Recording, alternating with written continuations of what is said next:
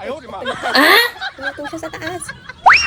Kinailangan ko na nga bumili ng bagong hose dahil butas-butas na yung lumang hose namin. At nakita ko nga tong magic hose. Ano namang magic dito? Retractable siya, ganun. So the idea is hindi siya makalat kapag niligpit. Height ko is 4'10 or 4'9. 25 feet yung option na pinili ko. 25 feet ba to? 5 feet lang to me.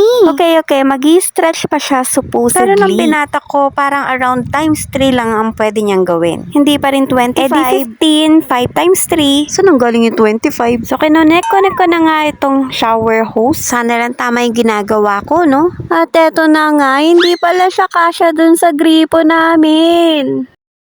Tinry ko maghanap ng adapter dun sa hardware na malapit sa amin.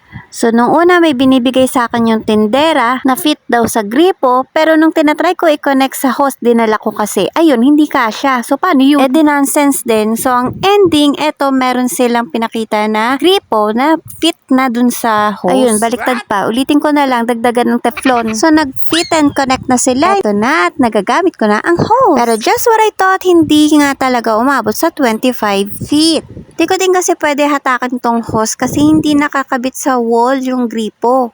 So yung 5 feet lang talaga na sinukat ko sa metro, yun na yung nagagamit ko.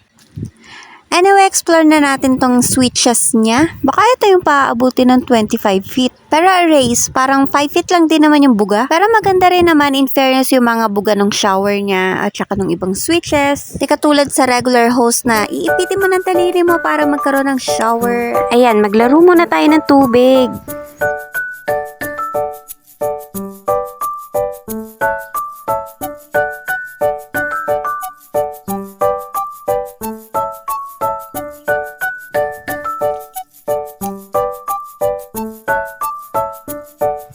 At gamit ko rin siya ngayon sa paglalagay ng tubig sa washing machine. Meron nga din pala siyang lock feature. Kaya kahit iwanan ko siya dyan, okay lang.